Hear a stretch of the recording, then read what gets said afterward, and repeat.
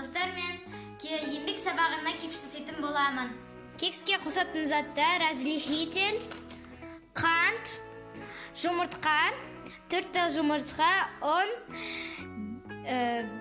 май, мен майды ертіп алдым, шоколад, ванильный сахар дегенді қосамын. Енді қант саламыз. Енді араластырамыз. Енді жұмыртқа.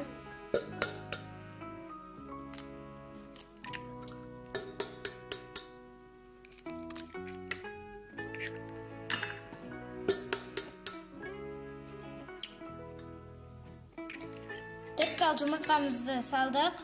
Енді араластырайық.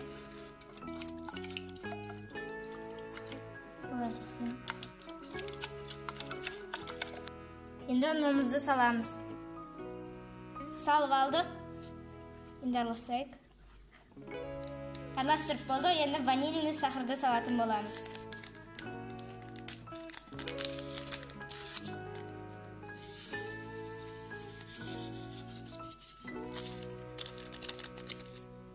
Енді араластырайық жақсылап.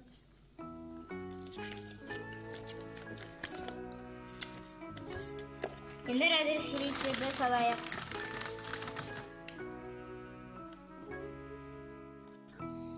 Мен араласып болдым. Енді мен ыдысына саламын. Сосын мен осыны құямды ортасына саламын. Мен формамды қыздырып, майын жағып алдым. Енді одан жарты болып салып алайын.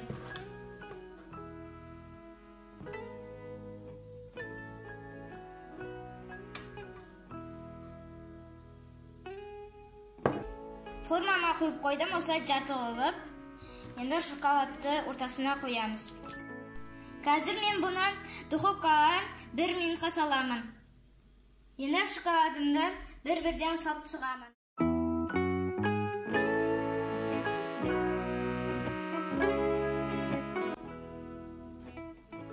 Үстіне құйып алдым, енді духовкаға саламын.